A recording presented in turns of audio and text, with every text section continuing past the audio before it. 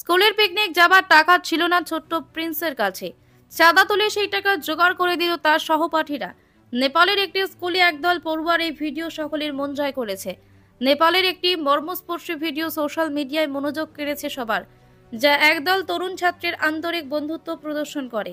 এখন ভাইরাল হওয়া ক্লিপটি তাদের ক্লাস শিক্ষকদের দ্বারা ইনস্টাগ্রামে শেয়ার করা একটি হৃদয়গ্রাহী মুহূর্ত ক্যাপচার করে, যেখানে সহপাঠীরা তাদের বন্ধু প্রিন্সের জন্য তহবিল সংগ্রহ করতে একত্রিত হয় এবং তাকে তাদের স্কুলে পিকনিকে যোগ দিতে হয়। শিক্ষক, যিনি ইনস্টাগ্রাম হ্যান্ডেল মি সঙ্গে নিয়ে যান, একটি চলমান ক্যাপশন সহ ভিডিওটি পোস্ট করেছেন।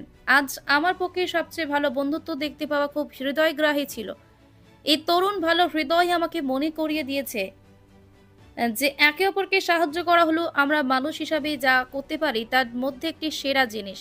আমি আশা করি ছোট ফেরেশতারা তাদের বিশুদ্ধ এবং নির্দোষ আত্মা চালিয়ে যাবে এবং বিশ্বকে আশীর্বাদ করবে। ভিডিওটির অপ্রতিরোধ্য প্রতিক্রিয়ায় পরে শিক্ষক প্রিন্সের বৈশিষ্ট্যযুক্ত আরেকটি ক্লিপ শেয়ার করেছেন।